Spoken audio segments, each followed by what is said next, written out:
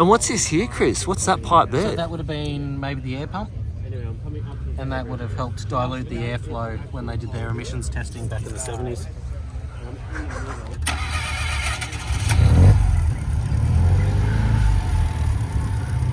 What a great thing. Amount of cars here. I'm here at All Japanese Day in Banyo, Brisbane, run by Marek. This show always, every time I come here, there's always nice rotaries. So yeah, I can't wait to show you guys what turned up today. Being set up, what's the go with the left-hand drive? Oh, I brought it with me.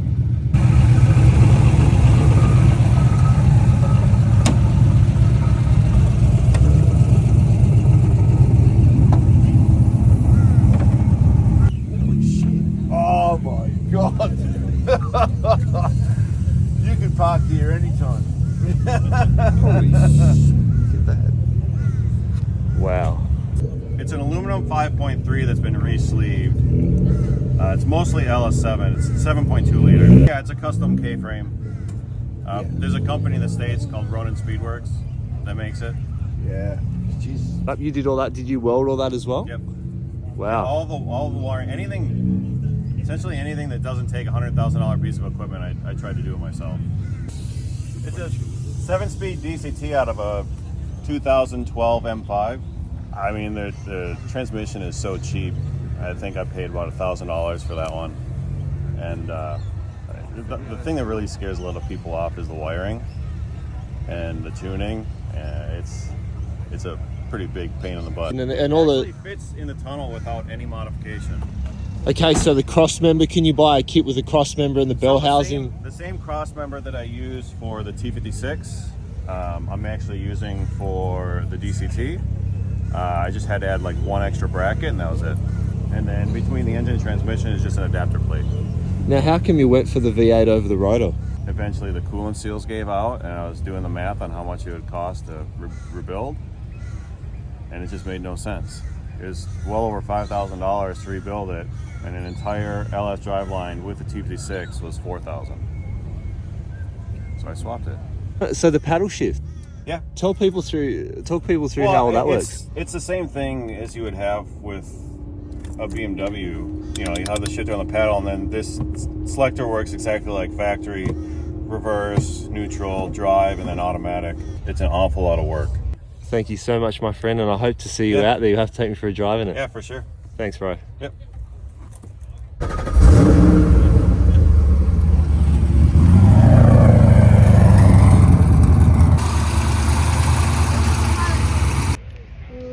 Okay, so enough of that piston stuff.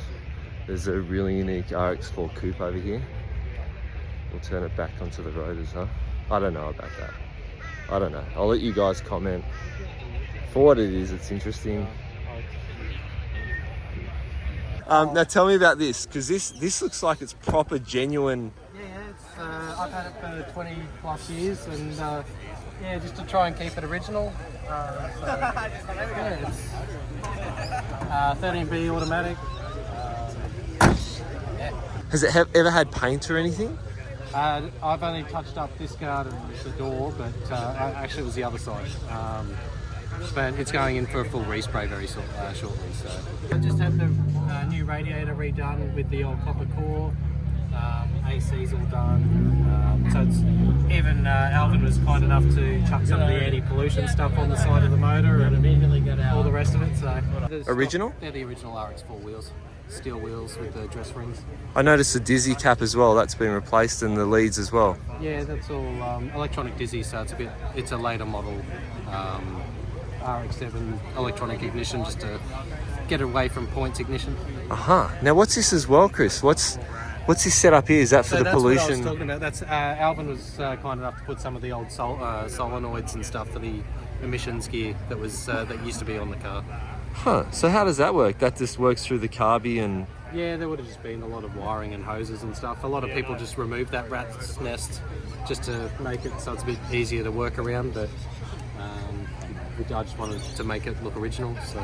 And what about the oil metering pump as well? The oil... Yeah, the oil lines go up the front of the carby, so they Yeah, they're just all in there. So. And that's well, that's sending engine oil into the carby. Yeah, it's sump that's how it oil, works. Basically sump oil into the carby, yeah. This is how Mazda designed it, and that's how it's going to stay. So Yeah, all the original carpet. yep. It has some of the original plastic and stuff from the dealer. Chris, come around and show me what's going on with the stereo here, and then we'll have a look at. Yeah. And it's still got the plastic. Yeah, so you've got the original 8-track cassettes. This one's a pretty dodgy band, but Does it work? no. Okay. Well, I haven't. I'm scared to run it because it's got the actual tapes and stuff in there. So, and a lot of the foams in here. This one won't work because it doesn't have the spring-loaded foam in the head. But a lot of the older guys would know all about them. Yeah, the old AC button, and then obviously a choke on the steering column. And Does the AC still work? it's all hooked up. I just have to get it regassed. So I've got a guy that I know that will regas it for me.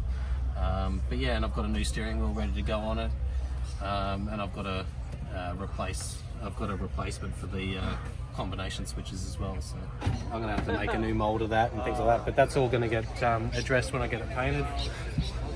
And the fuel tank's original too? Yeah, the fuel tank's all good. That got flushed out recently, so that's all tucked up behind the back seat. And yeah, so I'm going to get some of the rubber seal just when it was raining during the 2011 floods and that, it just overlapped and went into the boot floor.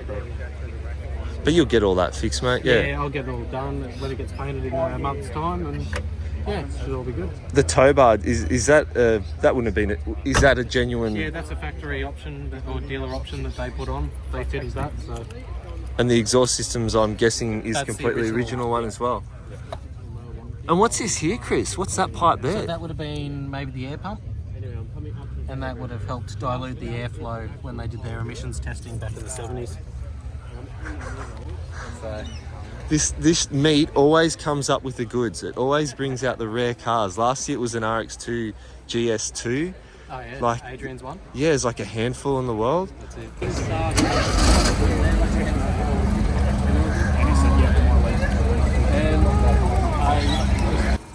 Proper impressed. Thank you so much, my friend. Oh, okay. You want to pop over? Ash's got a YouTube channel. He's a pretty full-on Rotary guy. You gotta come. Yeah. He wants to do a little feature on your car. All right. It's over here. All right, bye. How much are these? Do a shout out to your business. So the 1 for 15 or 2 for 25 for these JDM ones. We always support this JDM show. We supply them with all the trophies as well.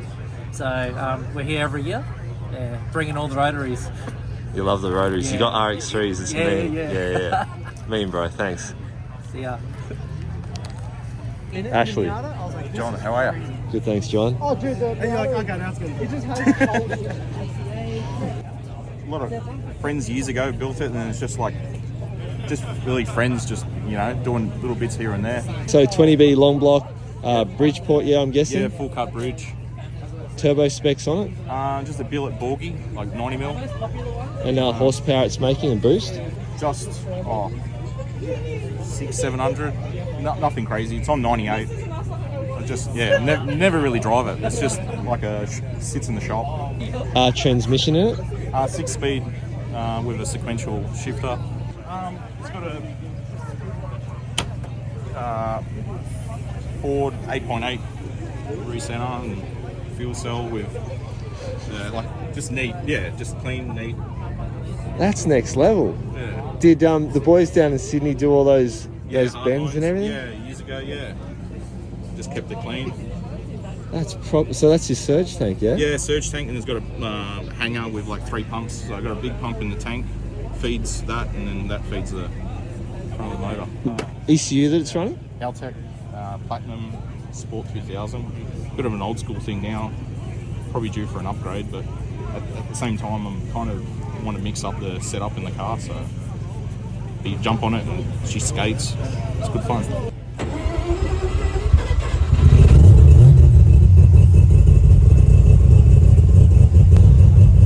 So is that on? Yeah. What's it saying? Please wait. Or Yeah, I don't know why. Please wait. It must be because camera shy as well. Normally it's a bit quicker than that. I've never seen that before. That's built up here too. What is it? Tell me. Just a power tune, like a cheap. Because to be honest, I was using this because I want to upgrade to that latest haltech. So it's just like an in between. Yeah, but it's built up here in Queensland. So you've got all your sensors and everything there. You can everything see works. EGTs, everything. Yeah.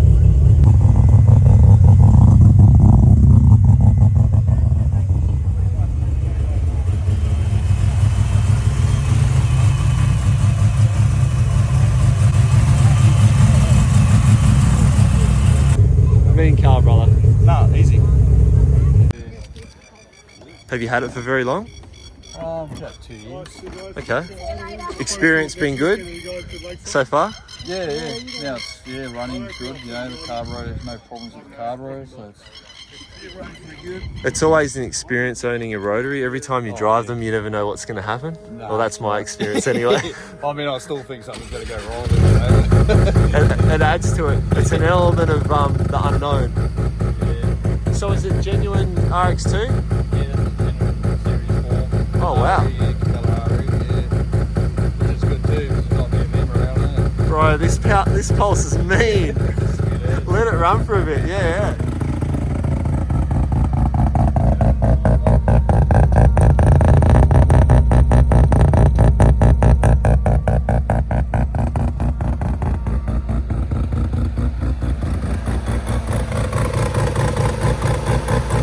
That is proper cool, my friend. Cheers, mate. Cheers, bro.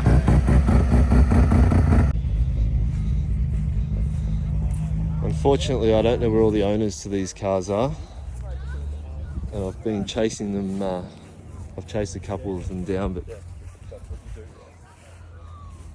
got a supercharger.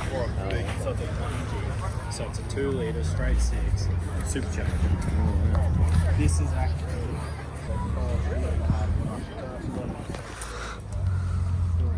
mate, I've got to film your dog, hey?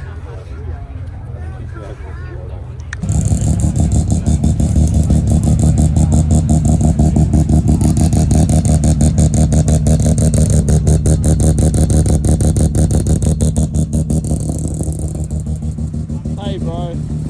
Hey bro, what's up, man?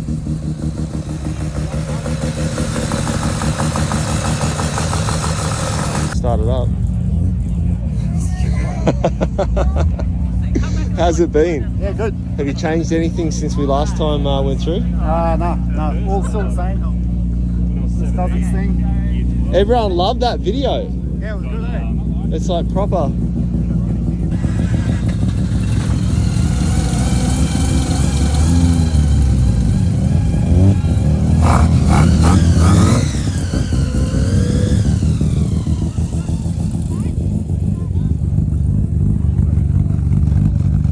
I'd love to see this at one of the events, going for a bit of a send in it. It's No, it'd be good. It's yeah, like I said, once I do the tail shaft and then I'll get it tuned. I've got a couple of formal runs to do in it, so I don't want to pull it apart until I get them done, so that people are still happy. and once it's running good and everything, just leave it. Yeah.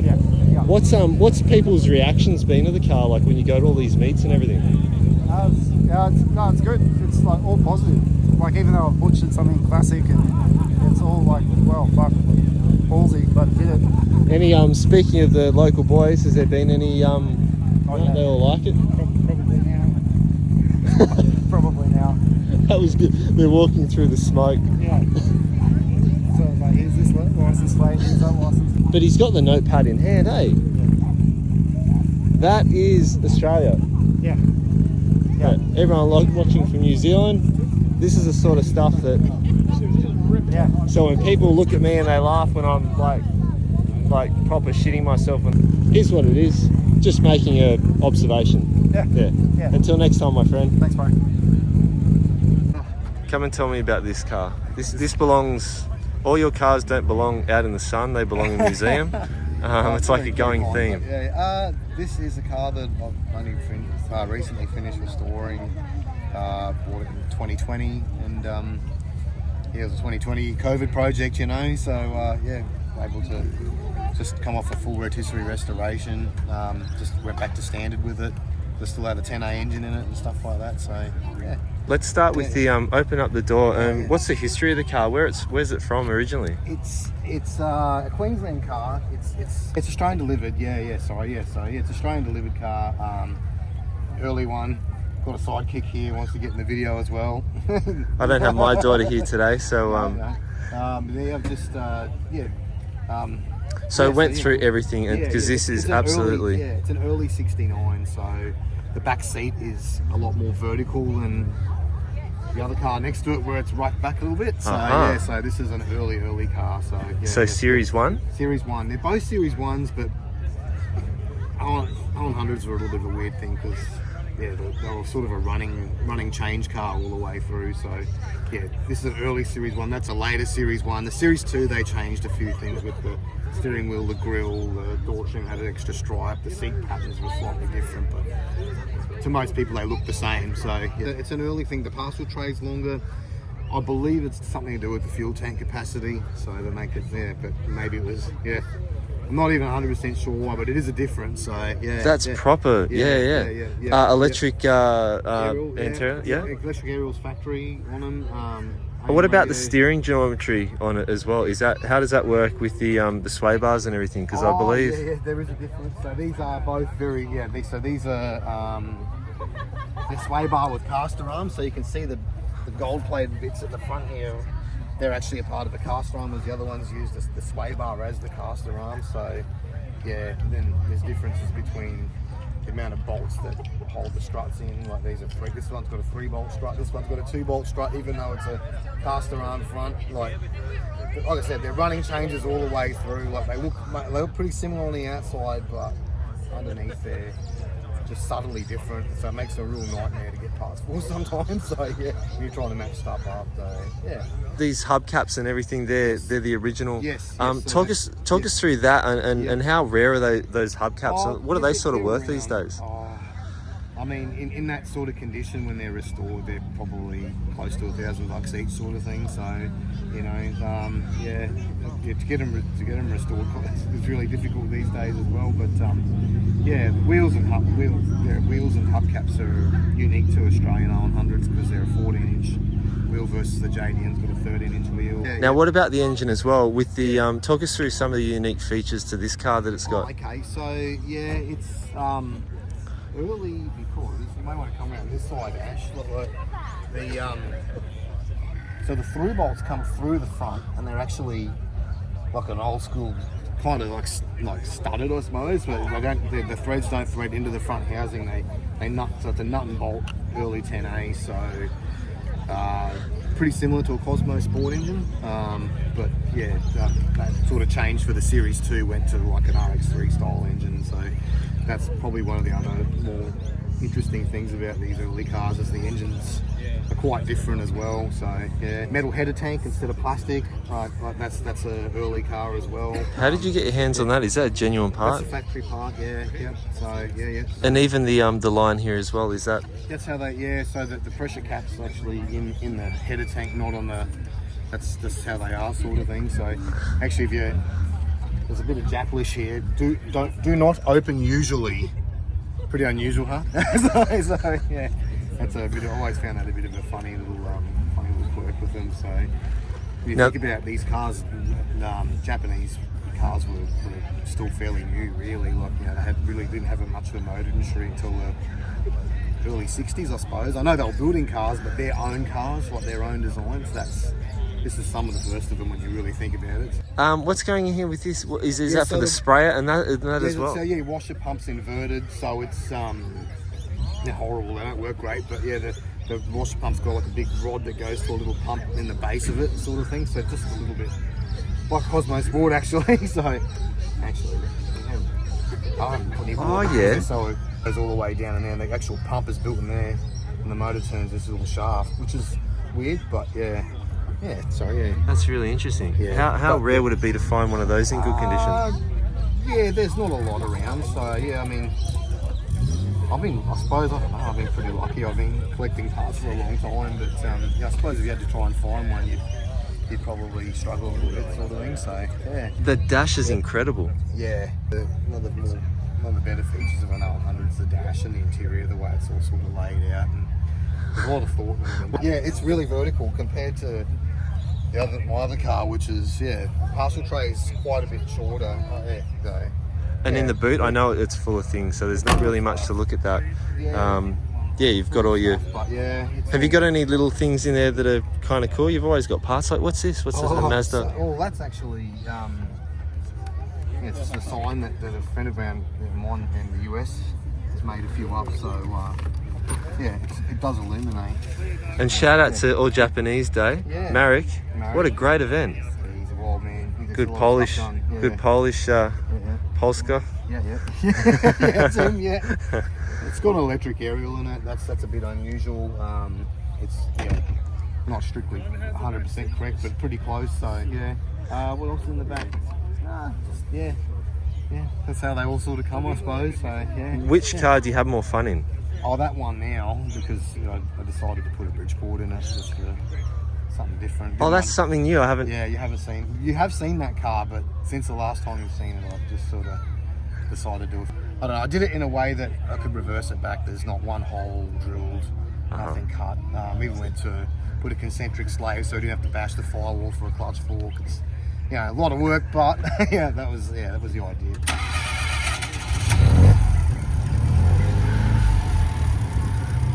What a great thing. It's running pretty good now. So when you restore them, there's always little things you got to adjust, and now it's been on the road for about 6 months. It's pretty close to right. So I reckon so. This is like going back in time almost, isn't it? Yeah. That's the thing. They're so smooth and they run so nice. So my missus drove this here today, and she goes, "Oh, it's so smooth. It's so nice to drive." And I went, "Oh, that's what they're like." That was the selling point. Like, they were a really smooth and powerful engine. So yeah.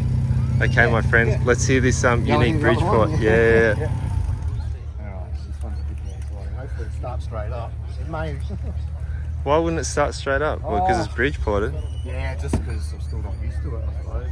Weber, not injected or anything like that. Just wanted to keep it old school. So. Oh yeah, you've changed the.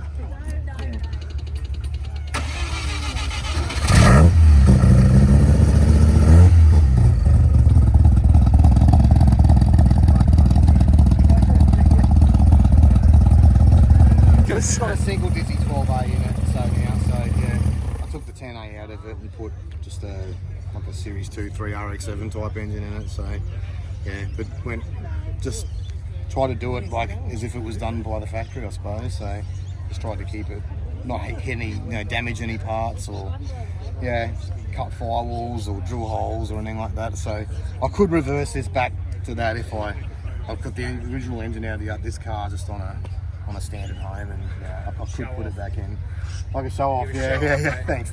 Yeah, always a peanut gallery, eh? So So Thank you so much, my friend.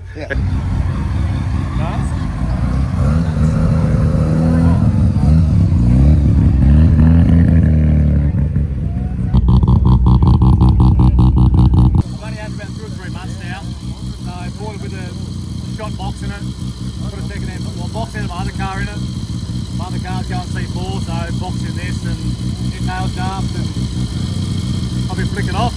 Definitely different. A lot of people hear it before they see it. They don't know where it's coming from until they go, is that? So it's definitely different. 6-bore block, Series 6 inlet. Oh yeah. 2000cc injectors, CO4, 350 the wheels apparently. Series 5 box, NPC clutch. Oh, well done.